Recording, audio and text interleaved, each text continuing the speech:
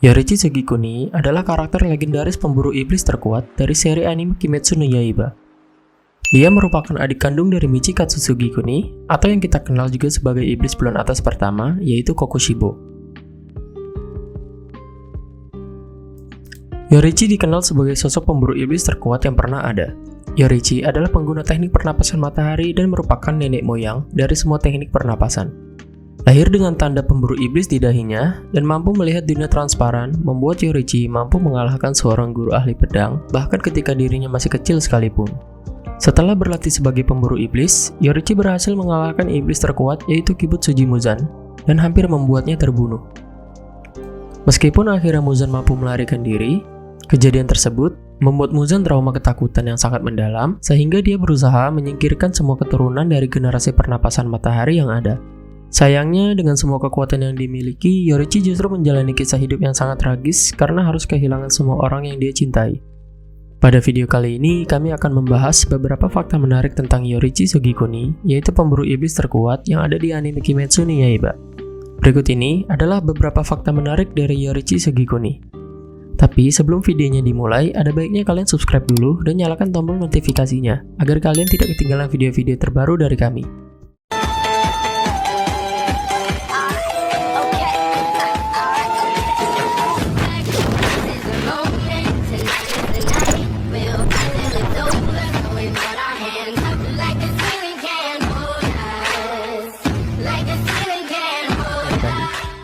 Ingin dibunuh oleh ayahnya.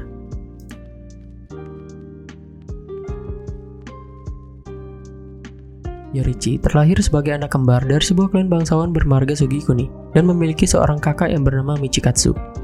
Masa kelahirannya pada era Sengoku, anak kembar justru dianggap sebagai pertanda yang sangat buruk karena kelak akan menimbulkan pertikaian dalam pewarisan tahta. Yorichi juga memiliki sebuah tanda aneh di kepalanya, yang mana hal itu membuat sang ayah mengira itu adalah tanda kutukan dan berniat untuk membunuhnya.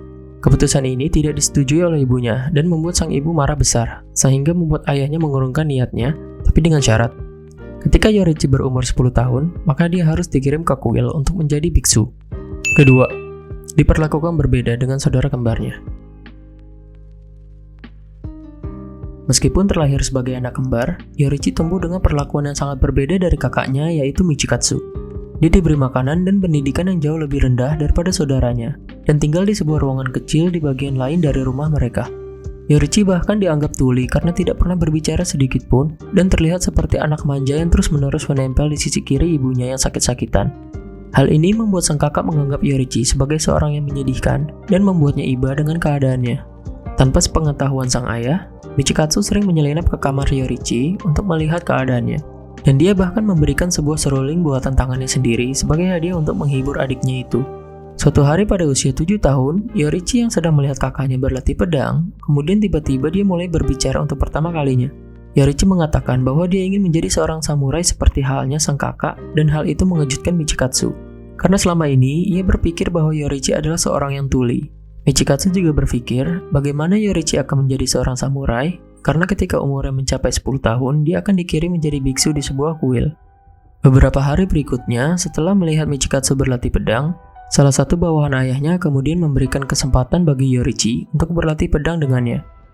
Setelah mengajarkan kuda-kuda dan bersiap menyerang, Yorichi untuk pertama kalinya menggunakan teknik pernapasan dan berhasil mendaratkan beberapa pukulan sehingga mengalahkan bawahan ayahnya itu. Hal itu membuat Michikatsu terkejut karena dia sendiri telah berlatih berulang kali dan tidak pernah berhasil menyerang atau bahkan menyentuh bawahan ayahnya tersebut. Namun, setelah kejadian itu, Yorichi justru tidak ingin berlatih pedang lagi karena dia tidak mau memukul dan menyakiti orang lain. 3. Tanda di dahinya adalah sumber kekuatan. Ketika Yorichi menjelaskan bahwa dia mampu melakukan semua hal tersebut berkat tanda yang ada di dahinya. Terlepas dari keyakinan sang ayah yang menganggap tanda di dahinya adalah sebagai kutukan, tanda itu justru memberi Yorichi sebuah kekuatan fisik yang luar biasa dan dia bahkan mampu melihat tubuh makhluk hidup secara transparan. Fakta ini membuat Michikatsu sadar bahwa kekuatan adiknya telah jauh melampaui dirinya dan dia tidak akan mampu menyamai kekuatan dari Yorichi. Malam itu, setelah pertemuan mereka, Michikatsu mulai khawatir kalau Yorichi akan menggeser kedudukannya sebagai pewaris tahta. Apalagi mengetahui bahwa bawahan ayahnya telah melaporkan kekuatan dari Yorichi. Tapi sebelum pikiran itu berlanjut, tiba-tiba Yorichi datang ke kamar Michikatsu dan berniat bertemu dengan dirinya. Yorichi kemudian mengabarkan bahwa ibu mereka telah meninggal dan dia berpamitan untuk pergi dari rumah mereka. Yorichi juga berterima kasih pada Michikatsu karena telah memberinya hadiah sebuah seruling dan berjanji akan selalu menjaga hadiah tersebut. Setelah membungkuk di hadapan sang kakak, dengan perasaan senang, Yorichi lalu tersenyum dan pergi dari rumah mereka tanpa membawa apapun pada dirinya. Keempat, dibenci oleh saudara kandungnya sendiri. Setelah kepergian Yorichi, Michikatsu lalu pergi ke kamar ibunya dan menemukan sebuah buku harian ibunya. Di dalamnya tertulis, Yorichi memutuskan untuk pergi karena dia sudah tahu bahwa dia akan dapat menggeser kakaknya sebagai pewaris tahta berikutnya. Di buku itu juga tertulis kalau ibunya mengalami suatu penyakit yang membuat tubuh bagian kiri dari sang ibu semakin melemah. Yorichi juga sudah mengetahui hal itu. Itu sebabnya dia selalu menempel pada sisi kiri ibunya setiap ibunya muncul untuk menopang tubuh sang ibu agar tidak terjatuh. Sejak saat itu membuat Michikatsu diselimuti oleh rasa cemburu dan tenggelam dalam rasa kebencian terhadap Yorichi. Dia menganggap keberadaan Yorichi hanyalah menjadi perusak hukum alam di dunia ini. Setelah mendengar bahwa keberadaan Yorichi menghilang begitu saja, membuat kakaknya merasa lega karena apa yang menjadi keinginannya telah menjadi kenyataan. Yang terakhir, mempunyai tanda kutukan pemburu iblis tapi berumur panjang. Seperti yang kita ketahui, sejak lahir, Yorichi sudah memiliki tanda kutukan ini dan masih bisa hidup hingga umur 85 tahun. Bahkan di umurnya yang sudah tua, dia masih sanggup untuk bertarung dengan Kokushibo dan hampir membuat Kokushibo terbunuh. Ada beberapa teori yang mendukung umur panjang sang legenda pengguna pernapasan matahari ini.